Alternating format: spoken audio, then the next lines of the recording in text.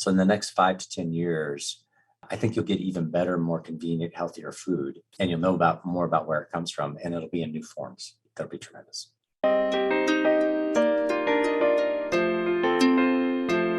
Hello, and welcome to Spur of the Moment, the podcast of Colorado State University's Spur campus in Denver, Colorado. There's really serious public policy discussions around the way that we go about agriculture. And I think it's super important for our college to help convene conversations in this space to make sure that all voices are heard, that we're very inclusive in that approach, and that we support public policy decision-making with science.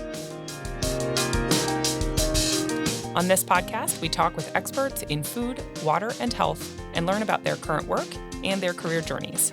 Today, I'm joined by Dr. James Pritchett, the Dean of CSU's College of Agricultural Sciences. Welcome, Dr. Pritchett. Hey, Jocelyn. Great to be here with you today. So maybe we can start with a description of the College of Ag Sciences at CSU. Can you tell us a little about the college? When I think about the College of Ag Sciences, I really think about a collection of people and inspiration and ideas that are all around nurturing life, right? And in the ways that we'd be able to do that. So it's a group that is organized with scientists and employees and students that are super interested in how you nurture the human body, right? So growing food, do that. And that seems like it's the most obvious thing too, but growing food in ways that are really about the wise stewardship of natural resources. That's what the College of Ag Sciences is about, around the soil and the water and the air, and even the littlest microorganisms that are part of that, the microbiome. So there's a good dose of that in the College of Ag Sciences.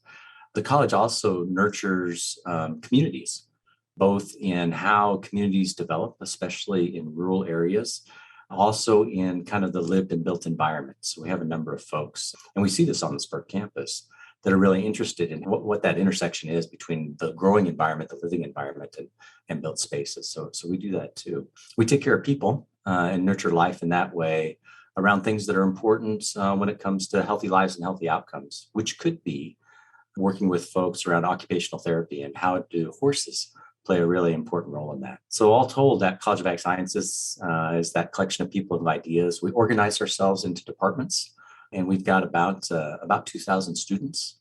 We've got about 250 employees, and we work all across the state in Colorado, including at 10 research centers across the state. And the newest one, our newest research center is the Spur campus. Great, thank you. That is really remarkable. It may be surprising to people how broad the topics are that the College of Ag Sciences addresses. Can you say a little bit more about some of the ones that might be more surprising for folks? Yeah, some of the kind of things that are more surprising about the things that we work in. Oh, hey, would love to talk that through. I mentioned a little bit about the wellness of people and the intersection of horses and people. So Temple Grandin, of course, is an iconic faculty member in the College of Agricultural Sciences. Temple has worked for many years around spaces, the design of spaces, and she has a real knack and a real appreciation for understanding how horses work with people. So it's really in her honor and her contributions that we started the Temple Grandin Equine Center, and thinking about how horses might be able to help individuals achieve therapeutic outcomes.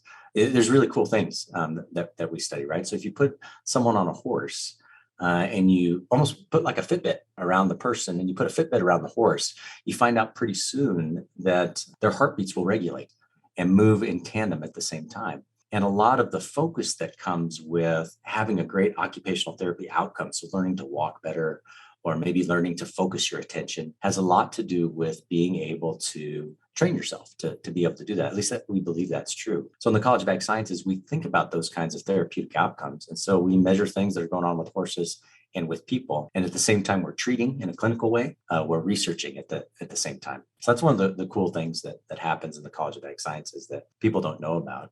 We really are interested in the microbiology of things, the microbiome. And we've got some scientists that work in the college that say, hey, can we change the microbiology of the soil so a plant has its own kind of immune response to a disease or a pathogen that might be coming in? And that might be an important disease or pathogen that really, if you can control it, you can feed more people, right? And so part of our commitment is to feed a growing population and to try and do that in a way that is really, really sustainable. So another example of kind of the cool things that happen within the College of Ag Sciences. I had a friend who told me one of the things she loved about being in the college was that she would take all the different kinds of science that we have, whether that be chemistry or biology, ecology, and all of that comes together in agriculture as kind of an applied way of doing things. And it makes it so exciting for us to be part of that. It is quite a connector, the whole idea of food and agriculture really bringing people together, bringing disciplines together from some of the things you just mentioned that are maybe a little bit more surprising that don't come to mind as quickly for ag to some of the more traditional things that people think about. You mentioned one of the responsibilities you see the college having is training the next generation and doing research around feeding a growing population. Can you talk a little bit about the college's strategic direction around these global approaches to growing enough food to feed a growing population with the dwindling resources? Or I don't know how you frame that, but can you tell us a little bit more about how you think about global food security? Yeah, thanks for that. So first things first, the college itself has sat down and said, hey, what are we about? And I mentioned the nurture life piece. We said that's a kind of a core value that we have. At the same time, we also started to think a little bit about the dynamics that exist within agriculture. So one thing that's true about food and agriculture is there's always been things that are outside, that are exogenous, right? That affect and change and really drive change around us. And our task is to be innovative and be able to adapt to those kinds of changes. So changes might be climate change, as an example. So one of the really key things we're working on right now is how do you make a food system that's more resilient when we know the climate will be changing faster than plant and animal systems can actually adapt to them. So what are the things that we can do in that space? And how can you do that maybe so that agriculture is part of the solution for climate change as well, right? So can we sequester more carbon? Can we find ways that we can provide alternatives to fossil fuels that may have a larger, more significant climate impact than what we can do in agriculture? And trying to ask those kinds of questions. So climate resiliency, really an important theme and an important driver of change. I think too that one of the ways that's really pivotal for agriculture is how technology changes, right? In agriculture, one of the things that we're really focused on is what sorts of technologies are available to us to answer questions or problems or challenges that we have in agriculture. Like how can you get the most crop from a single drop of water, right? We know we're water limited. That also relates to climate change. But can we use sensors in the soil to measure how much water is available and then put enough water at the right time in the right place at the right amount with the right forecast going forward to know that we can do things? And part of that is being really mindful about the technology you use too, right? So understanding that it's not just having the key piece of technology, but then using that in a management system that's very systems based and a systems approach. I've got a good friend who's a farmer in Eastern Colorado. And we were talking about precision agriculture, right? So using technology so that you can minimize your inputs and be able to produce a higher quality, more nutritious crop in greater amounts. And he said to me, hey, James, precision agriculture is okay. But what I really need is decision agriculture. So it's not just can I map all the soils that I have and can I understand how that variability in the soil I can address with different kinds of inputs and different ways of doing things. But when should I do that? And in what amount should I do that? I need to be able to make good decisions about that. So we think about technology as a driver of change and think about food systems in a systems approach and trying to develop the research that helps go from precision agriculture to decision agriculture and training our students to also be really successful in that kind of a space. So those are two of the elements of what we're thinking about strategically and the directions that we're headed in the College of Ag Sciences. One thing I'd point out too that we're spending a lot of time thinking about is, not everybody agrees on how we should grow our food or the ways in which we should do that, or maybe how that labor is affected by those kinds of things. There's really serious public policy discussions around the way that we go about agriculture. And I think it's super important for our college to help convene conversations in this space to make sure that all voices are heard, that we're very inclusive in that approach, and that we support public policy decision-making with science. And we play a role then in maintaining the trust that society has in science. And we do that in the nexus of agriculture. So three of the areas we think a lot about and we're investing a lot of time and effort in. Thanks for that summary. All of those show how much you as a college and you and your leadership team are looking at how the world is changing and how the college needs to address the different ways that we are approaching the various topics that you all work on. It's a very big umbrella. And so I'm sure that there are a lot of challenges in trying to figure out how to focus because there's so much change and because you have such a large purview. Can you talk a little bit about how you as a leader within the college and how the college is thinking about focusing their efforts? Hey, thanks for that question, Jocelyn. I always remember and go back to the fact that CSU is a land-grant university, and embedded in that is this social contract about service, and that we're going to serve people. And the best way for us to be able to do that is to engage. So we prioritize by thinking through about what are the key questions that our citizens and our stakeholders are asking. So they'll ask questions about, is my food safe? And gosh, great research comes from people asking really good questions like that one. And so we prioritize that according to the questions that our stakeholders are asking about these kinds of key areas and sort of reform those with an eye toward the future at the same time. Inherently, agriculture is a very kind of practical science in the sense that the things that we do today need to answer problems that we have today. That's part of our mandate. But we sure tap into the basic sciences and think about long-term trends too. So when we go through a list of priorities at the beginning of the year in the College of Ag Sciences about what are we going to work on, it's been formed by a whole lot of conversations that we've had and stakeholders that we've intersected with. And we use that as kind of the advisors for the types of things that we do. Thanks. That is obviously something that informs a lot of how CSU operates across all of our various disciplines, and how the Spur campus is also going to be thinking about our priorities is what is it that we're being asked to do by our neighbors, by the city of Denver, by the Front Range, by the state, by the CSU system. What are the things that are really problem-driven and user-driven rather than, more top-down? So can we talk a little bit about, you've mentioned some things that hint at this, but how do you see agriculture changing? Maybe give ourselves a time horizon of, say, the next 5-10 years. And how is that shaping how you're training the next generation of agriculturalists? We'll ground ourselves by saying agriculture has always changed. And there are things that drive changes. One of the things that drives changes is how consumer preferences really evolve over time, right? So as incomes increase and as consumers have an awareness maybe that they didn't have before of the world around, they have different kinds of preferences around the food they have. I was just thinking, Jocelyn, when you had a meal today, what were you looking for in the food that you had? What were the kinds of attributes that helped to inform how you chose the food that you wanted today? Well, it's been a busy morning for me. So part of it was convenience and proximity.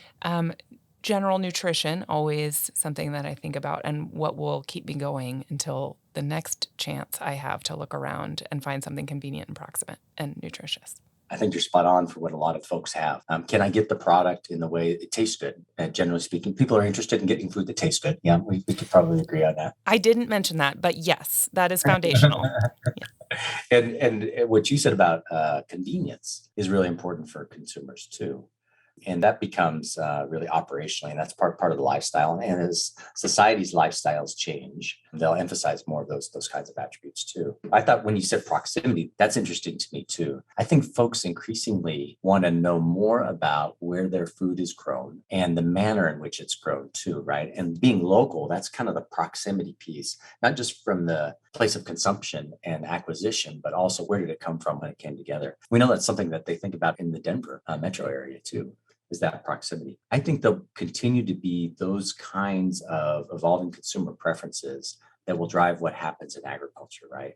People will want to know more about, want the information preserved around, is it safe? Is it nutritious? Was it grown locally? How were the workers treated that were part of that process? Was it sourced sustainably? Did we use sustainable production methods? And increasingly, that evolution of consumer preferences will lead to a food industry that's more demanding around processes, right? So can you verify the manner in which labor was used to produce the food? Can you tell us about if it was grown locally? Is our supply chain resilient? We sure learned about that during the pandemic, right? And so there'll be more of a tighter structure on supply chains, I think, at the same time that consumer preferences fragment. So we'll go away from maybe the old way of doing things with food was about bulk, blend, and store. Grow things in big bulk, blend it together, store it, and then ship it to folks. Maybe we'll have more stylized supply chains within agriculture, and that'll influence the kinds of products that we innovate first to match consumer preferences, the types of processes that we have around food technology that get us to that space, and then ultimately the kinds of production practices that agriculturalists use in order to be able to build that out. So in the next 5 to 10 years, I think you'll get even better, more convenient, healthier food, and you'll know more about where it comes from, and it'll be in new forms. That'll be tremendous. Yeah, and I would say that that last point you just made, right now, it seems to me as a consumer that a lot of people will make a trade-off between the convenient and taste good and the I want to know everything about how this was raised and where it was raised and the sustainability and, moving into regenerative ag and, they want to know. And they're sometimes you pick one because of where you are in your day and what you need, and sometimes you pick the other. And it seems to me that what you just said is really these two things will come together, and all of those convenient choices will also need to have all of this information attached to them because people have more expectation of even the fast, convenient food. Yeah, I think you're right. So consumers will begin to make more choices based on reputational effects and what I would call credence attributes, right? So there's something that in your decision-making set around buying something that's healthy, that's sustainable, that is an attribute that you want from your food. And to have a label or a reputation for a firm that knows, stands, and aligns with your values, that's going to help to drive some of those consumer choices. That'll become part of the fragmentation, the separation of foods will be based on reputational effects.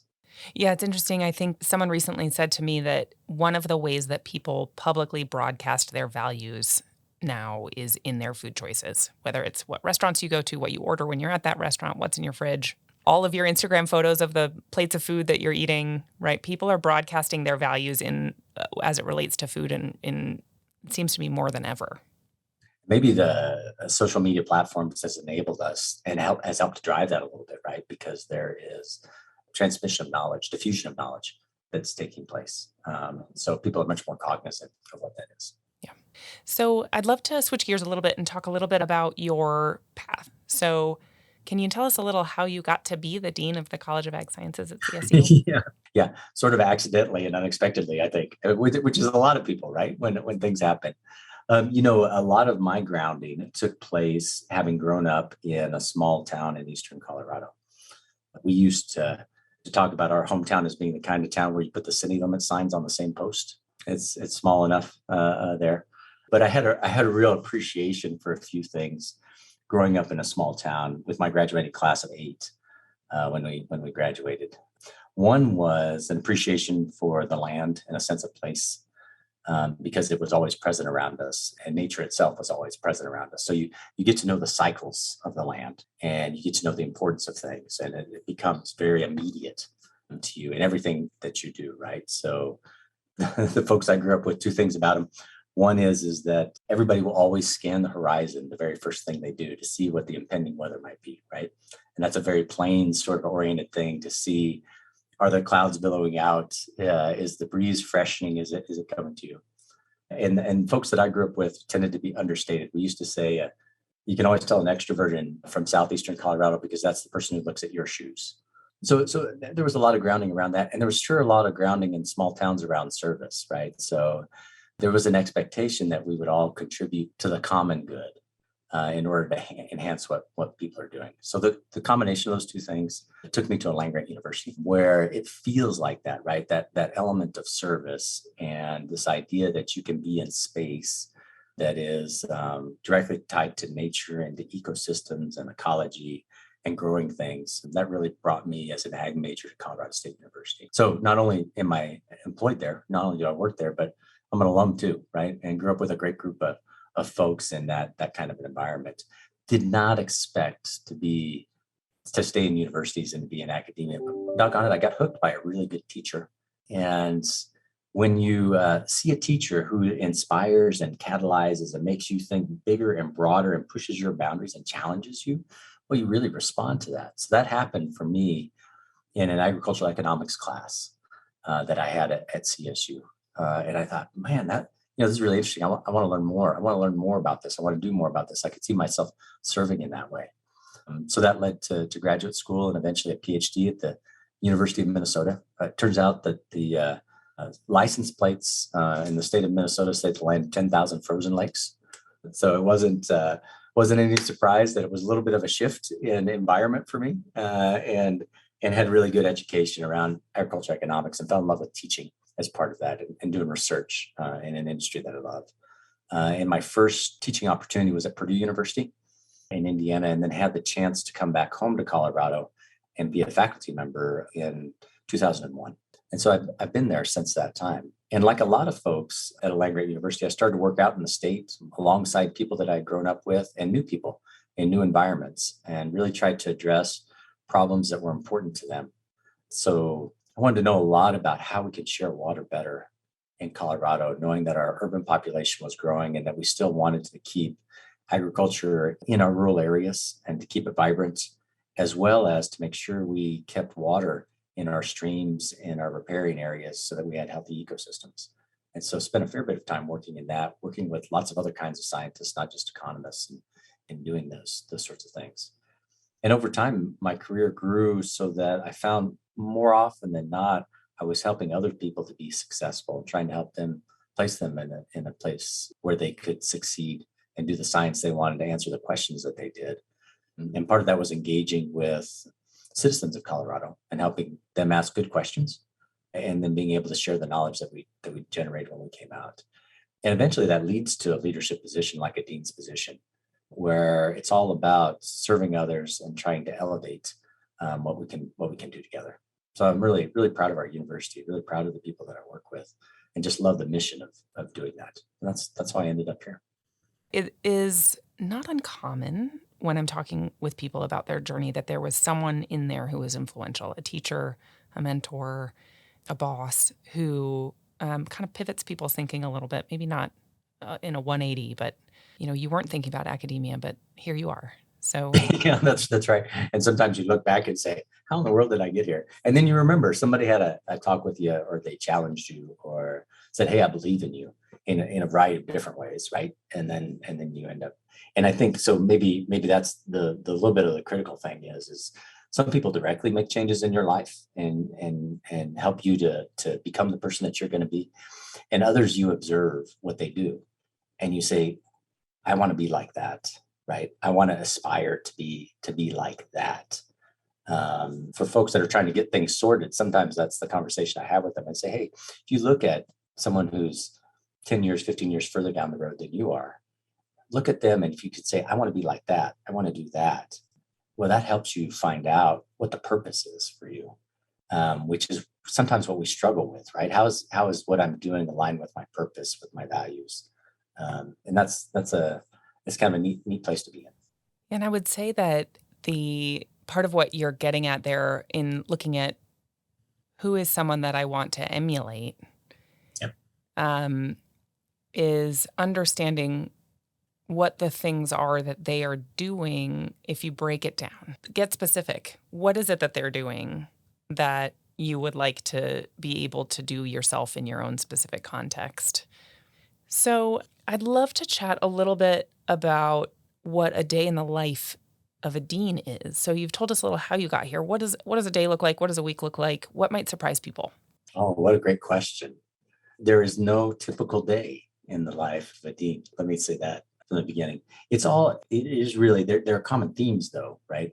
And my common theme is always about people and what are the opportunities for others? What are the ways that we're building up, that we're creating something together? What are the kinds of things that we can do that will help folks be successful? So I'll start my day in the inbox, like a lot of people do, right? And kind of look through and categorize and think about, hey, here's where I can make a difference. And here's one where I need to empower somebody to help them to make that difference. And maybe being a leader is knowing the difference between those two things, right? Or like I like to think of parenting sometimes. The hardest part about being a parent is figuring out when not to parent, right? The hardest part about being a leader is trying to figure out when to be directive and when to let things unfold as they need to, right? So a typical day is a lot about people with me, and I strive to make sort of personal connections. So I'll walk the halls, will be an example, or I'll hop in the vehicle and drive out to the farm and check in with folks to see how things are going. And so I'll spend some time thinking about that and just learning and engaging and finding out where I can serve. There's the passage from one place to another.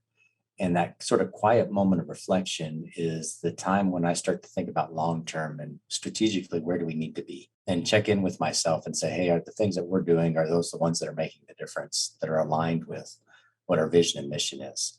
So a dean spends a fair bit of time thinking about those kinds of questions. On the one hand, at a personal level, understanding the details, and at a broader level, thinking about the big picture and how things fit together and where might we be able to make a difference. So sometimes those are days where, gosh, I'm having lunch with fourth graders who happen to be on campus because they're here for a water expo.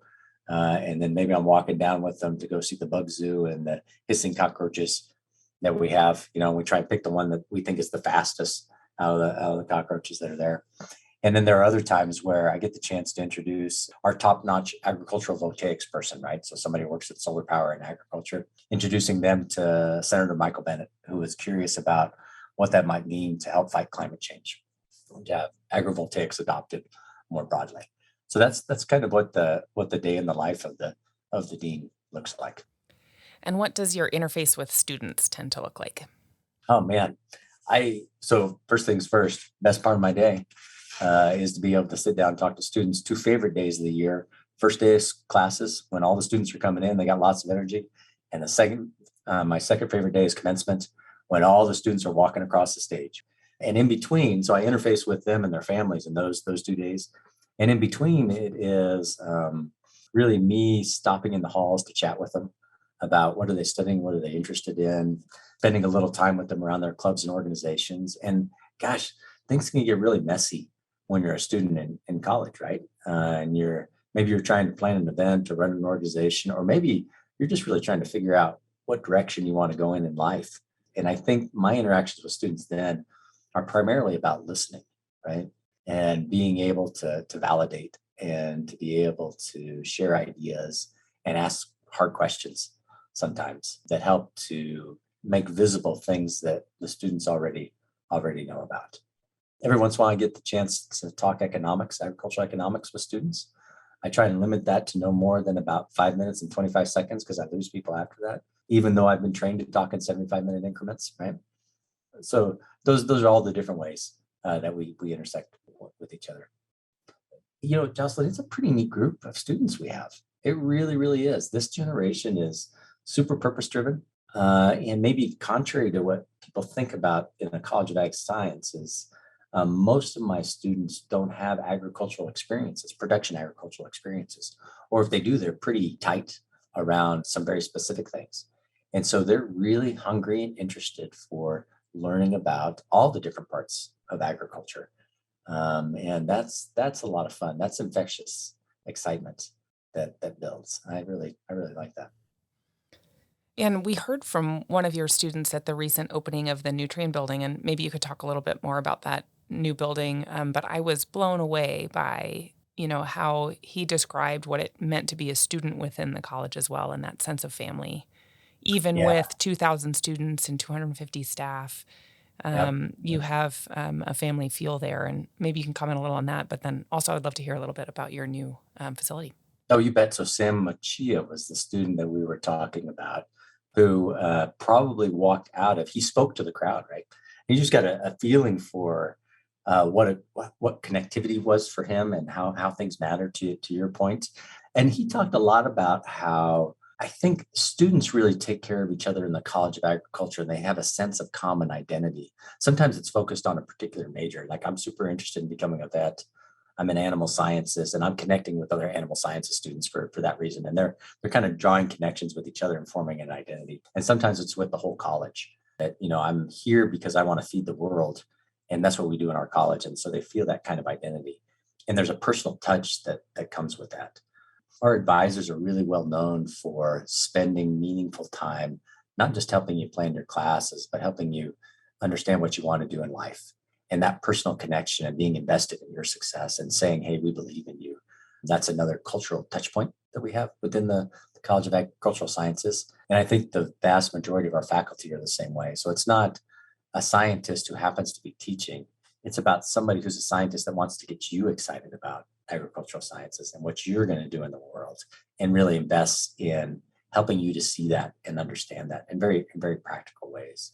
So it builds community in that space, and that's I think that's just a pretty neat way of doing things. So you mentioned that new building we just opened, Nutrient Agricultural Sciences building.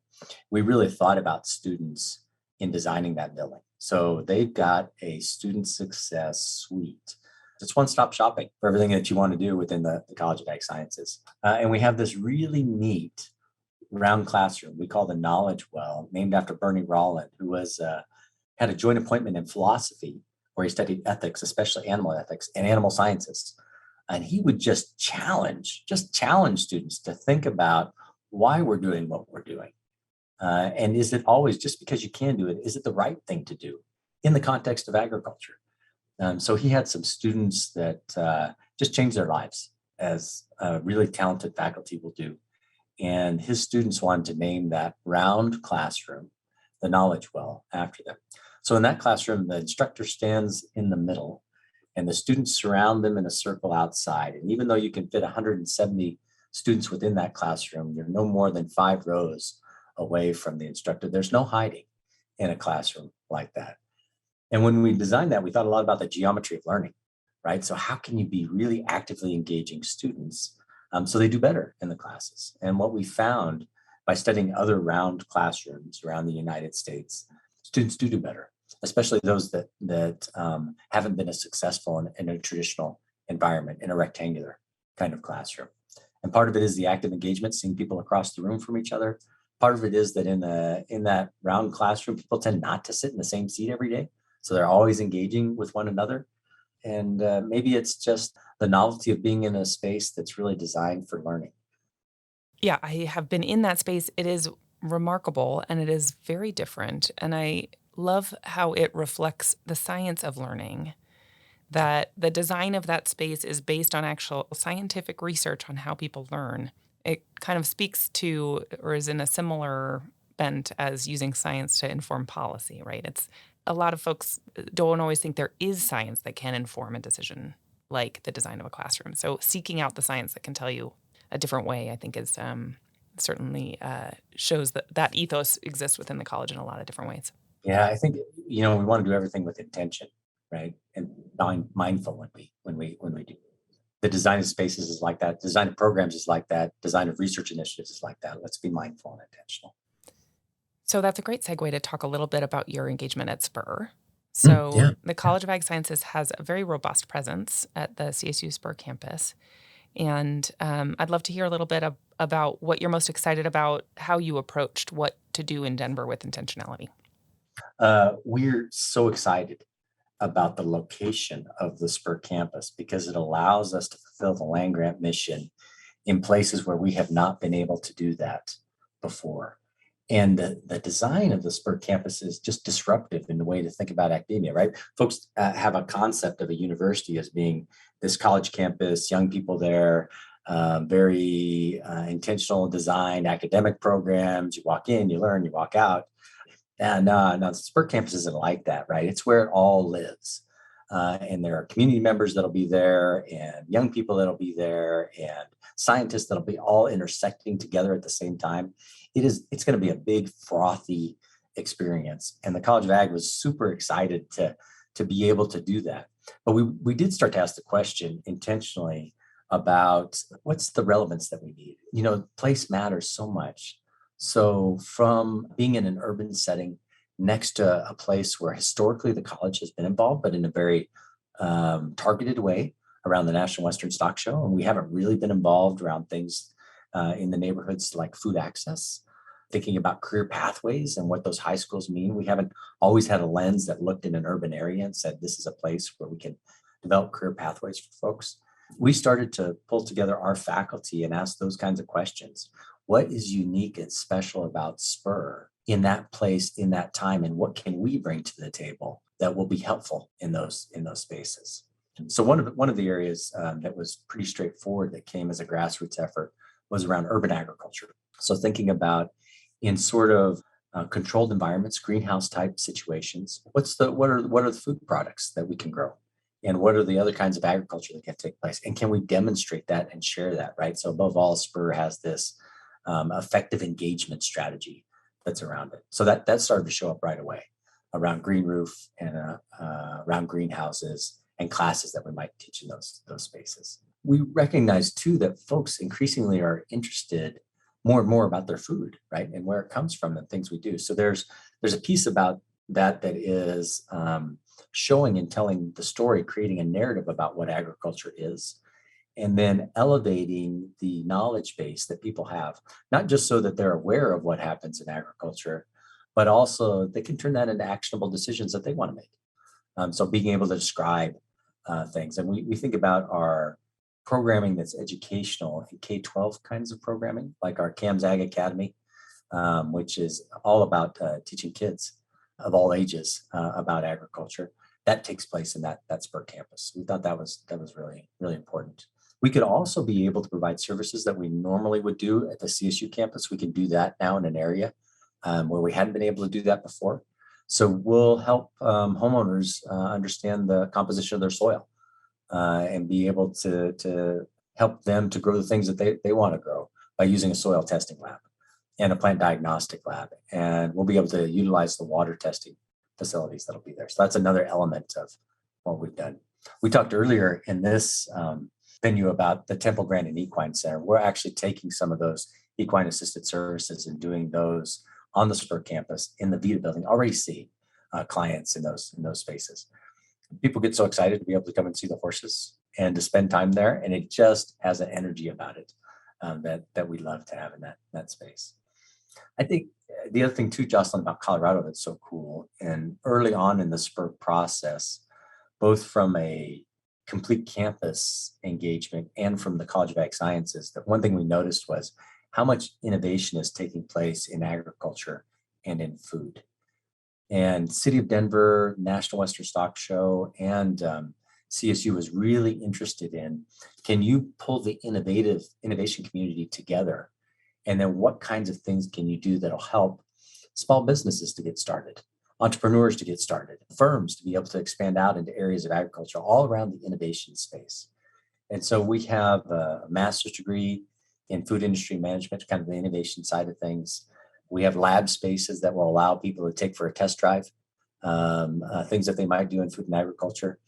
And we're able to support folks with technical services in those lab spaces in an Ag Innovation Center. So that's another piece that the college said, hey, there's a need, there's a gap that exists here, and this disruptive presence that's the Spur campus, that's the place to be able to do it. Thanks for that description of your thought process. And I think a lot of what we have ended up with in terms of agriculture and food programming at Spur goes back to that service and that what are people asking for ethos that you have as well as the Spur campus. What is the gap that we can suitably fill?